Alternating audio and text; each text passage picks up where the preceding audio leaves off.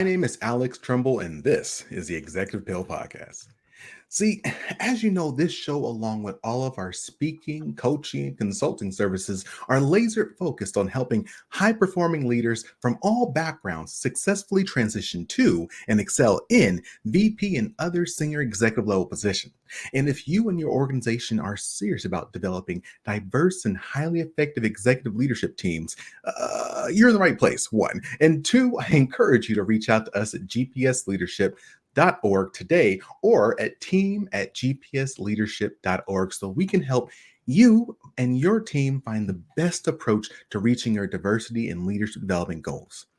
And the Executive Pill is now still one of the top 5% most popular shows in the world. And this didn't happen by accident. It was you who made this possible, and it will be you who determines the continued success of this show. So please do us a favor. If you find the conversations and advice and stories shared in these podcast episodes, if you find it enlightening and inspiring and motivational and provide you with the tools to be successful in your life, then do us a favor. Please click that like button. Please send us a comment and make sure you share.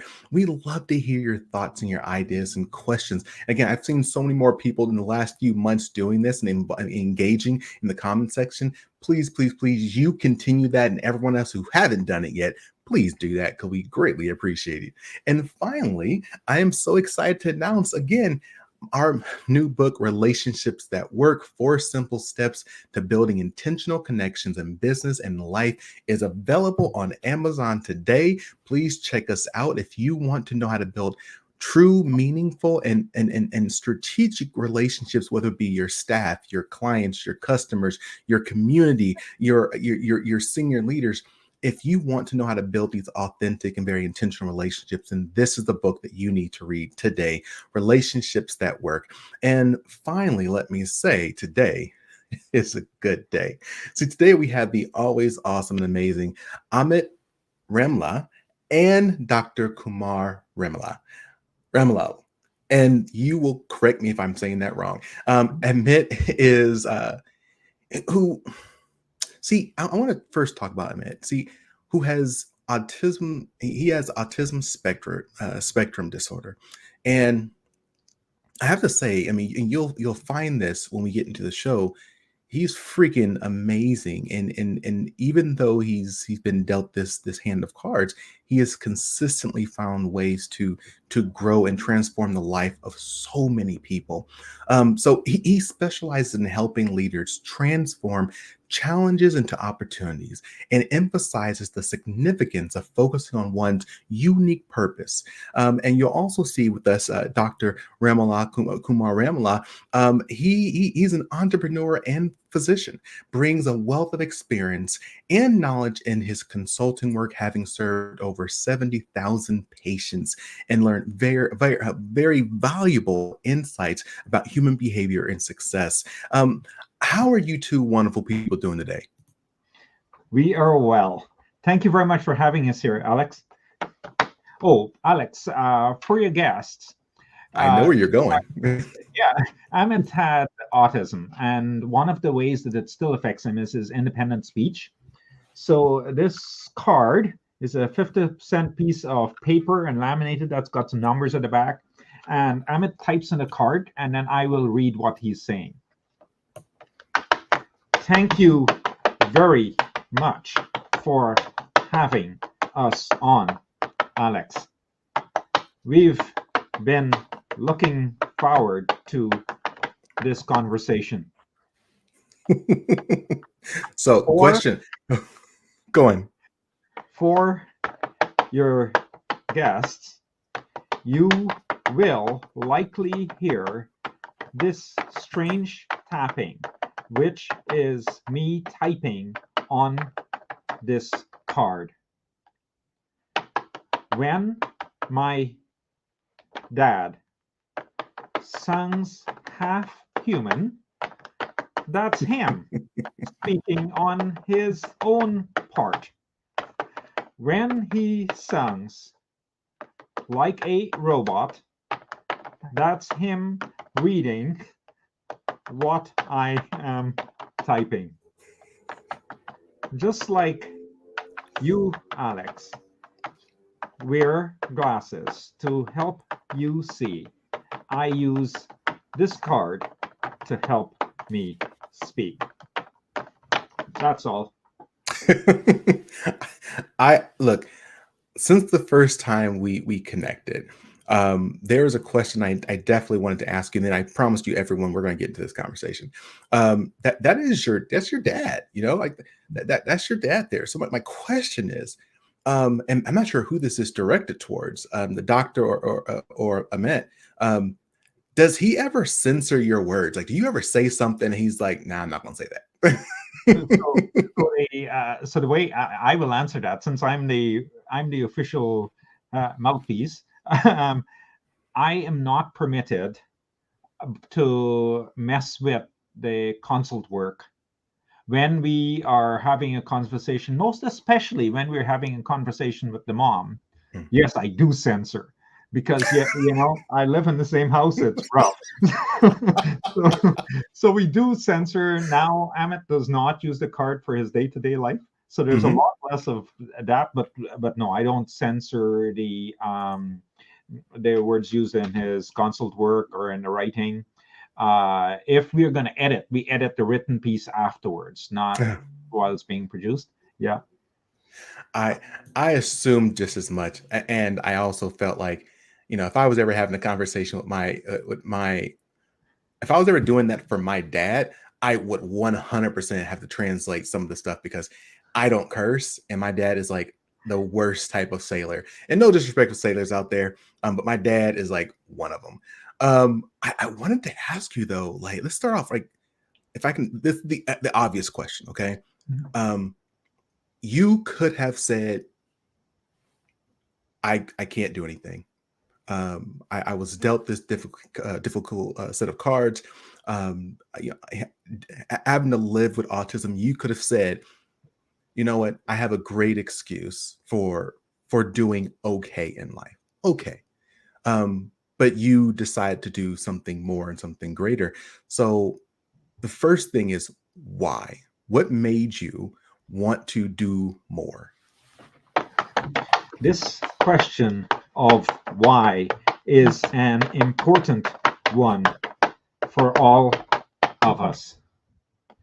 Even before I was born, I had challenges. I had pain. I had difficulties moving.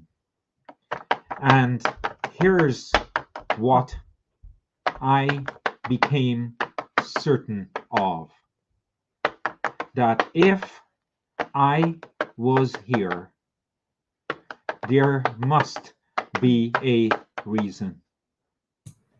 I became convinced that this whole world existed on purpose. As I was born and had subsequent challenges, I came to say to myself, if this little autistic kid is here, there must be a reason why. I didn't know the reason what at that time, but I knew there was a reason why. That hunger for a purpose, for making something of my life, started early. You bring up, so you start us off in a great direction. You've talked about why, literally talk about the why, right? And the why was your driver. And I'll tell you, a lot of the individuals I've had the opportunity to speak with over the years, whether it be coaching or just people who come to me for advice, um, they understand the why is important. They understand the why is important, but the problem is they don't know their why. And there is this consistent desire to want to know your why before taking action. And you and I know that is not the way to go, because taking action can help you uncover your why. But what would you say to those individuals who are saying, "Look, I got it," and look, you have this massive why, but I haven't found mine. So, shouldn't I just meditate or read some books until I figure something out? Well, there are choices, aren't there? Yet,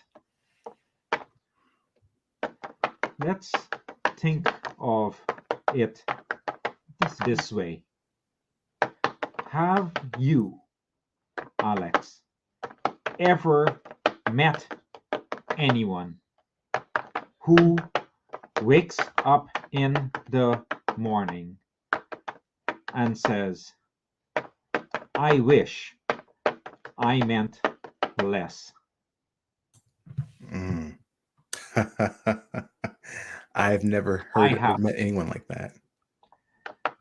And so we all, whether we express it or not, want to mean more, matter more. In my experience, most times when individuals say they don't know what they are about, it's because they are afraid to admit it. Because when we are called for greatness, and we all are, it does take work. And every action we take is a strategy. And we will only do something if we perceive it will bring us more advantage than disadvantage. So I would argue that if you chose to not act on what was calling you, it's because you thought that the path you were on is bringing you more advantage than disadvantage. I know that doesn't sound kind, but you didn't bring me on here to be kind, did you, Alex? Actually, I did. It was in the fine print of the document you signed.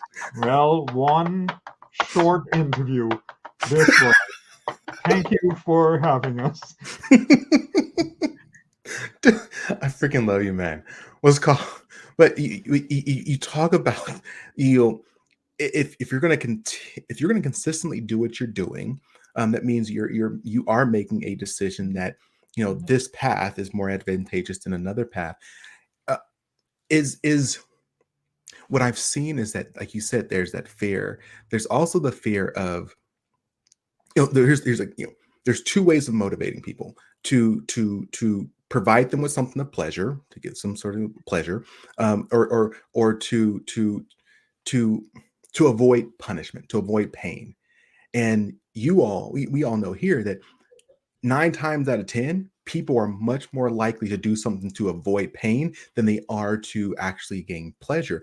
It's just like this innate thing that's been in us since we're, primal, like, don't eat that food. We're going to get sick. You'll die. So if you, it's almost like if you live your life trying to avoid pain, trying to avoid discomfort, I don't think that you're able to actually accomplish the life that you could have if you were to take a little more risk on yourself and go after that pleasure. I understand about pain and pleasure, carrots and sticks, let's call them. Mhm. There is a part of us to which that applies. Alex, that applies to the animal within us. You said it, to our primal animal natures. That is the animal that runs away from pain and runs towards pleasure. If you will, it is escape from predator or go after prey. Mm. Once we understand that, it becomes clear why we are more responsive, more reactive to pain than pleasure. Because if we are eaten, there is no need for a meal today or tomorrow. Point well taken. Point well. Eh, Now, there is another part of us, though, that I know that you know, and you hinted at it. And I'd bet that you use it in your own consulting work with your clients. The only place we might differ is in the label we apply. mm, Because I think that label sometimes confuses us. And here's what it is. I am confident that great movements in this world were not achieved on the basis of seeking only pleasure. Your grandfather did not go in search of pleasure, of ease, did he? mhm, mhm, Yet he persisted, and that persistence and the source of that persistence is worthy of exploration, isn't it? I'm still going to have a mm. finger by the time we're done. So here's what I have come to know about us humans. We do have that animal part. And there is another part of us. A part that is capable of undertaking, of experiencing, of enduring pain and pleasure equally. Nelson Mandela did that, and so too do you, Alex. There are areas in life where you embrace both pain and pleasure. It could not have been easy starting a podcast, starting your career, starting out as an advisor when you felt there was yet so much more to learn. Yet you embraced the pain and the pleasure of that and followed your heart, your calling. Some would say that is the angel as opposed to the animal part of us. Mothers who do whatever to care or protect their child. I I love everything you said. And I would love to also underscore your terminology, the animal versus the angel.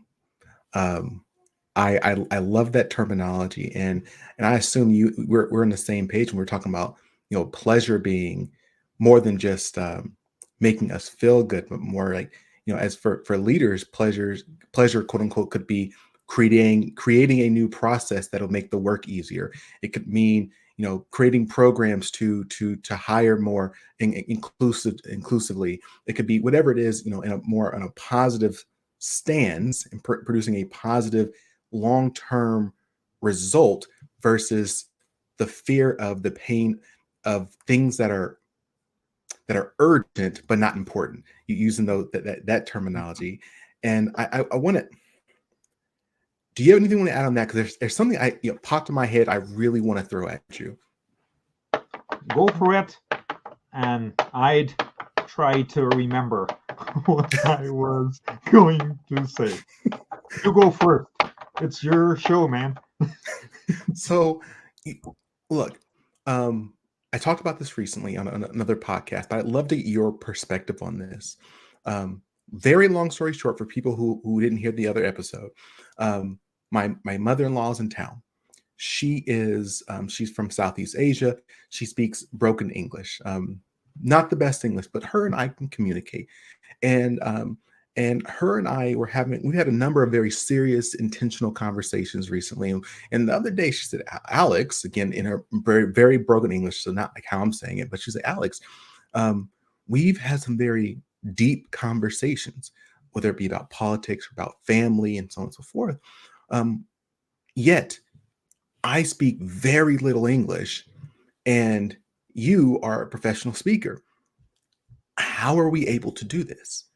And I thought about it for a second, and my response was, we made a decision to communicate with one another.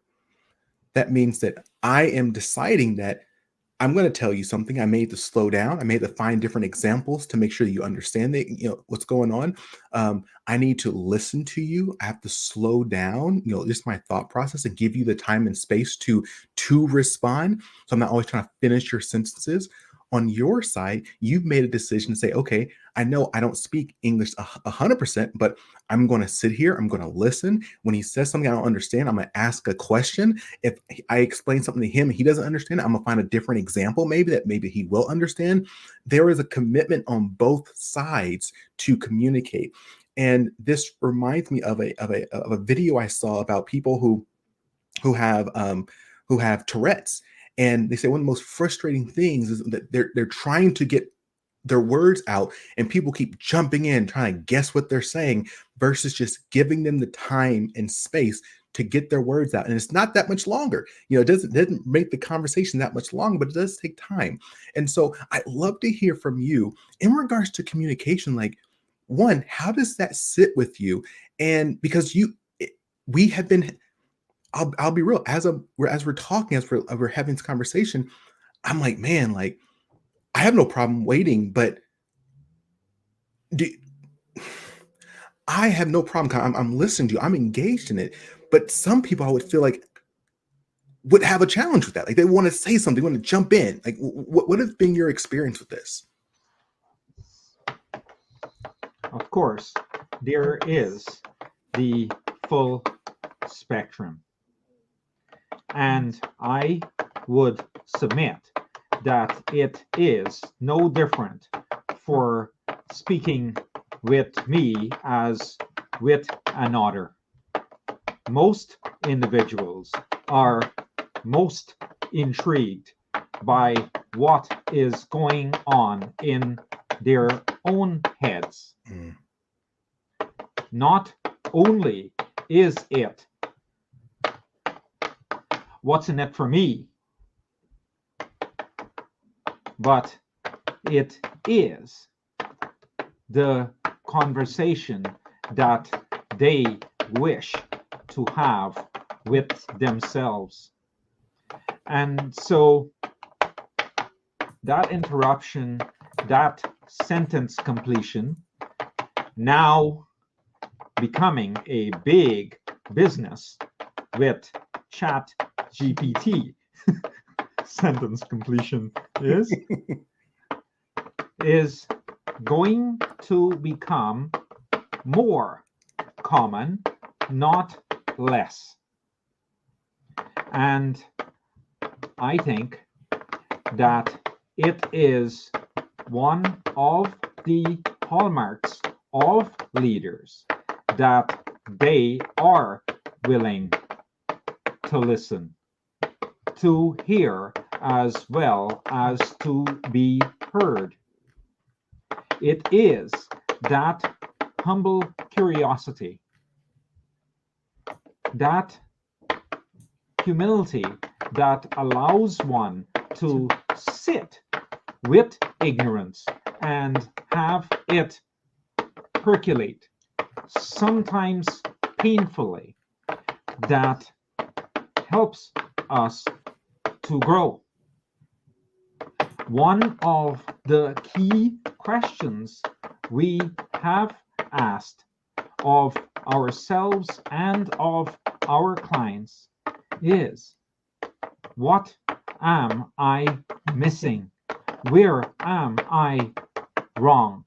What don't I know?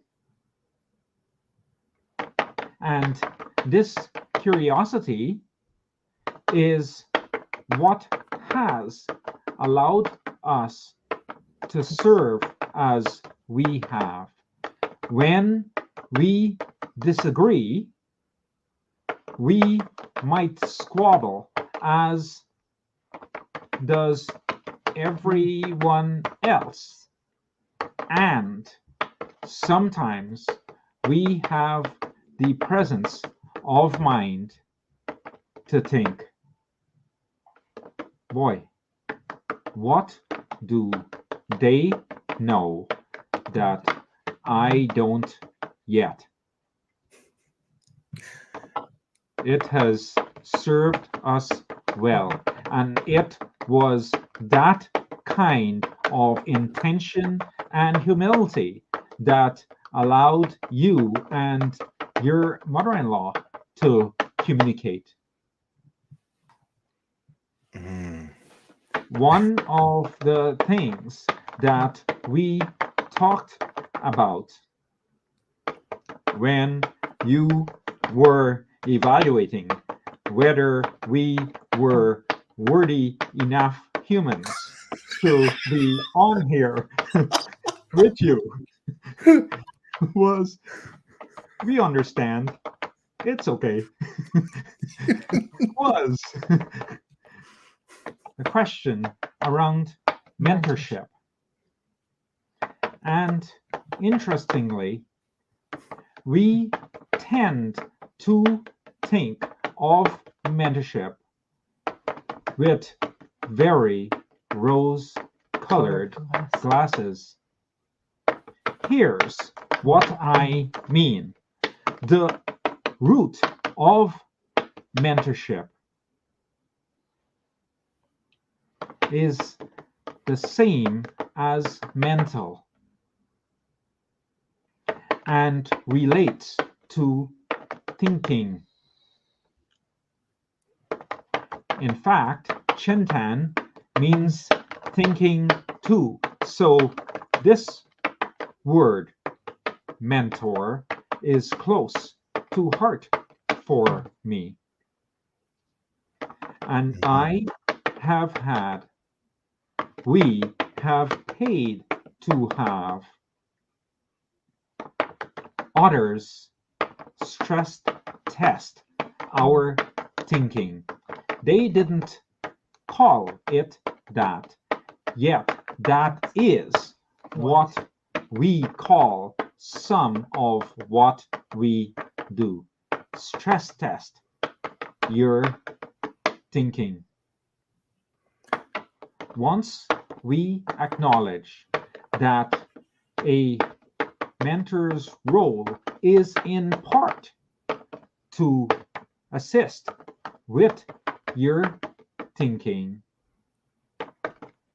the rose-colored glasses are not necessarily so rosy, because sometimes what we are called to do, sometimes what you are called to do, sometimes isn't nice, isn't kind in the traditional use of that word. But have you had a situation in your life where you thought this is the worst thing in the moment? Then an hour, a day, a month, a year, a decade later, you realized this was the greatest gift. Then, Alex, because we know the answer, then was the purveyor of that not nice, that mean, that whatever label you use, whether you swear or not, whatever you use, was that purveyor kind or mean? Or was that purveyor just doing their thing and we chose not to see it yet? You bring up a very interesting point. First, everyone, when we were going through the process of seeing if they were going to come on the show, I was not testing them as human beings whether they're worth it. They're exaggerating right now. So I want to make sure I don't forget that. That's our piece of the story. and you bring up an interesting point about history. I think the general assumption is that history is stagnant. Whatever happened. That's history. Can't change it. But as you just pointed out, history changes all the time.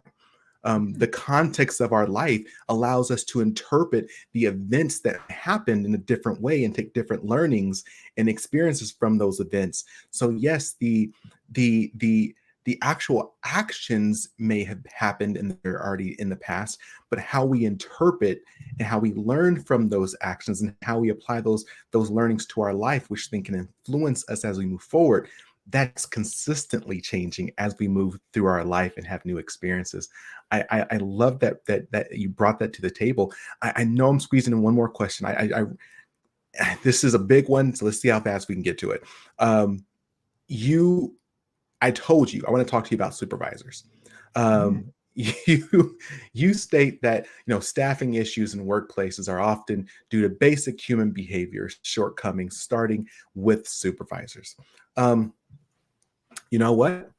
I don't think I disagree with you. I don't think I disagree with you. I was talking to I was watching a YouTube video, an interview of this James Carville. He's a political pundit, political strategist. And he was asked a political question about the country. And he was like, look, the country is doing much better. The economy is doing better, period. The United States economy is doing better. And he was like, but people don't feel like it's doing better. And he was like, doesn't matter what people feel like. By all stats, the economy is doing better. And I can't tell you, I can't make someone believe something they don't want to believe. Then I watched something about Neil deGrasse Tyson. He talked about people who don't believe in certain science. Like people just don't believe it. Yet it doesn't, just because someone doesn't believe it doesn't mean it's not true. And the same thing, I was having a conversation with my friend. She does a lot of work on Capitol Hill in helping organizations adopt telework and hybrid working environments. And she's like, there's all this data that says this stuff works and it can work well if applied the right way. But there's a lot of people who just believe it doesn't work. So my question for you all is that, aren't leaders put in impossible situations? If we're already saying it's hard for these people, these huge people, and who try to make an argument, hey, the economy is better. People don't feel that way. It doesn't matter whether it is or not. If a leader says, hey, this is the right thing to do, and they've done everything they can to convince someone, and they don't believe it, then how do we say? I've heard people say, oh, they're not effective leaders. I mean, the job of a leader has, and again, I'm not saying this is wrong, but I'm saying the job as a leader has become increasingly difficult over the years, where it was just, having people clock in and clock out, but now they're a counselor, they're a therapist, they're a best friend, they're there to help people with their marital issues and their financial issues and so on and so forth. Being a leader is hard. So I want to talk to you about, where is that line between, like I said, holding leaders accountable for doing the job to help lead the organization, and saying, hey, look, I know that this is almost an impossible job, so I got to give you some space. Yeah, let's look at it this way. I didn't hear James Carville's interview, but as you well know, James Carville made his career as a political advisor, right? Mm-hmm. And so it is interesting that he might say, this is relevant to your leader question. It is interesting that he might say, man, I can't make people believe what they don't want to believe. When in essence, that's actually what he did when he was running political campaigns, right? So that's relevant to our leader. And here's where it's relevant. There is a difference, if I might continue, between talking about what's the right thing to do and having a reason to do it. So to get back to James Carville, when he was running, I believe it was President Clinton's campaign that he managed. I think that's what it was. But when he was running that, there was a reason why it was important as the leader of that campaign to ensure that messages were spun, if we might use that word, or presented in a certain fashion that it might influence public opinion. Today, if that interview were aired now, it might not be in his reason. He might not have a why big enough to have that story be presented a certain way. Yeah. So now let's apply that to a leader. You want to say? Yeah. So let's go back to our leader in question. To me, if the leader thought it was important enough to have their employee see what was in it for them to make a change, they would find a way. Let me play in that a little bit. When Carville needed, right, when he saw his reason was, it's my job to find a way that others might see things as I do, he found the way. When the leader sees that it is in their interest, get this, when the leader sees that it's in their interest to have their, let's say, employee see that it's in the employee's interest to take a certain pathway, we would have fixed piece of that missing link. But there's several pieces missing with that. One is the leader frequently doesn't know what the heck is important to their employee. So that's the first piece. Concur. Definitely right? concur. The second piece is that the leader doesn't understand why they should be involved in the selling the job, right? Mm-hmm, They might say or might think, for instance, that's what you are paid to do. But remember, those things, they're more than carts and sticks. We're more than animals. Right? And so in some way, we've each got a reason why we want to do something. So from the perspective of the employee, if they don't see the connection between task A or change A and where they want to go, it's going to take even more carrots or more sticks to get them moving. And from the leader's perspective, if it were important enough to the leader to have that employee see, they'd find a way. You and your clients have had situations where they really need a change done, and they find a way to make that change happen, right? And so I think that it is about the leader having a big enough why to engage the employees. Once they have that why, you are correct, Alex. There are tools that can help, but their why isn't often yet big enough.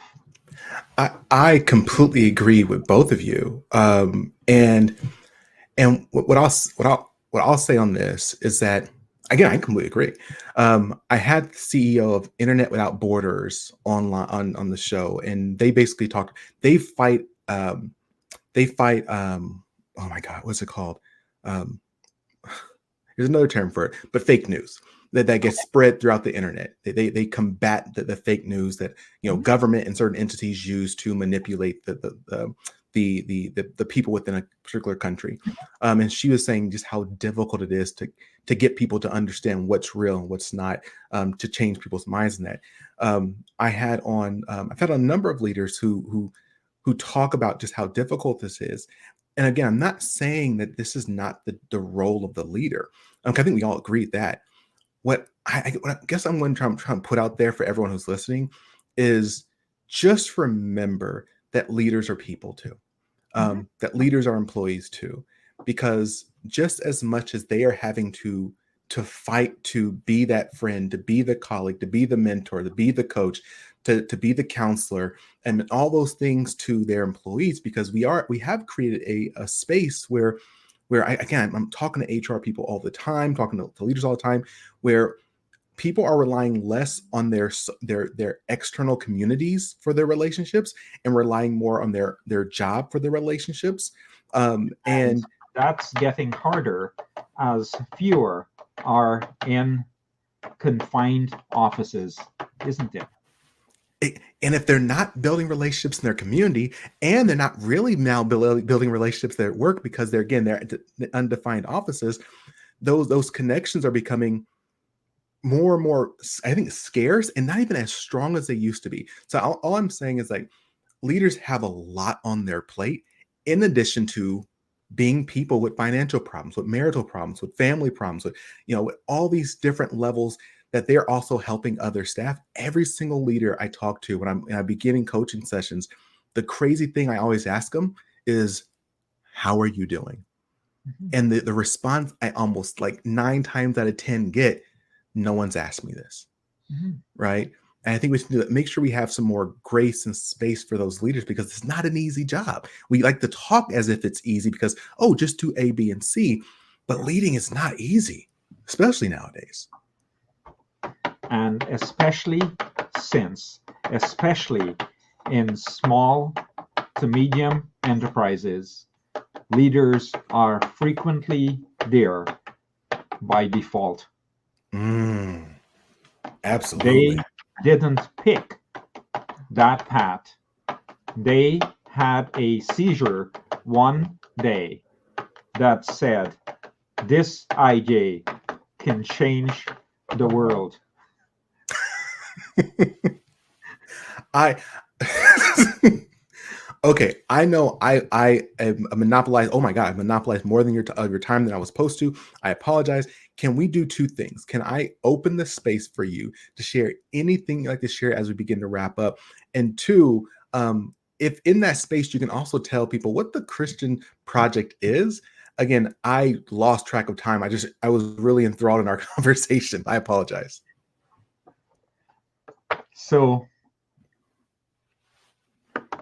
here's what Chintan Project is about. It got started because I believed that each individual is here with a purpose.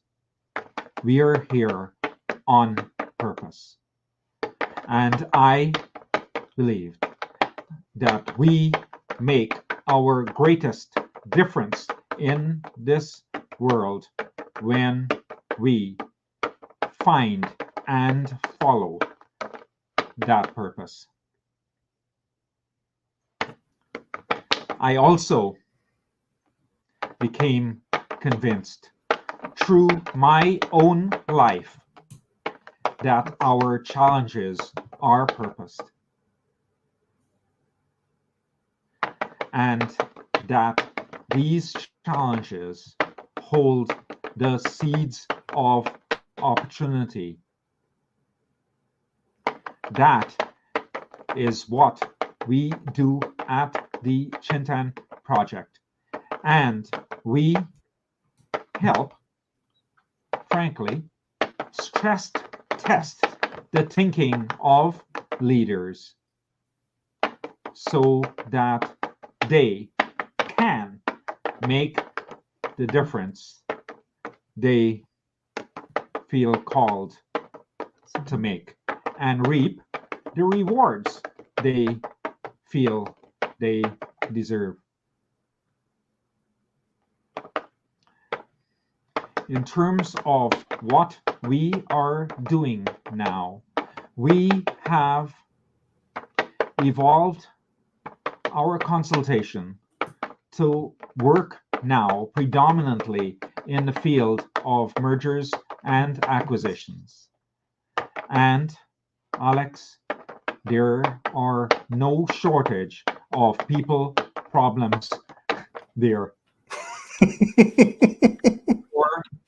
For your audience, we would love to connect with them. We love stress testing thinking, even if it might not be kind. So please do visit us at chintanproject.com.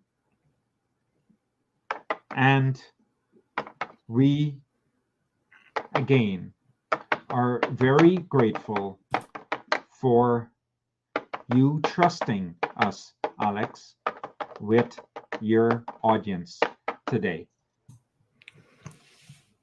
Man, I've loved both of y'all. I loved our conversation the first time we met. I'm loving our conversation today. We got to make sure we keep this rolling. And in regards, funny enough, really briefly, when I first moved to Baltimore to go to grad school. My master's in industrial and organizational psychology. My plan was to move overseas after I graduated and focus specifically on helping cultures merge when they're going through mergers and acquisitions. Because at that point, like no one was doing it, and so many mergers and acquisitions fail because of those cultural pieces. So I love what you all are working on. I have a few clients who are going through mergers and divestitures right now. And like you said, there's a many challenges and opportunities to do good work when you're working in that arena. So again, thank you so much for being on with us today. Audience, you know where I'm going. Thank you. Thank you. Hey, thank you. You know where I'm going with all this. Look, if you found anything of value today, don't be that person. Don't be that girl. Don't say, oh, that person over there, my colleague, my friend, my brother, my sister, my auntie, my nephew, my nieces. You know, I can keep it rolling. My second nephews, twice removed cousins that you know I'm talking about. If you know anyone who could benefit from hearing this conversation today, don't say they should have been here. Bring the content to them. Don't look back, reach back. Bring someone else to this table with you. And you can do it simply by not only hitting that share, but you can hit the like, you can subscribe, you can comment. All of those things help promote these two individuals' voice and the voice of everyone else who comes on this show. But no further ado, I encourage y'all, until we see each other next time, stay strong, stay positive, and definitely stay moving. See ya.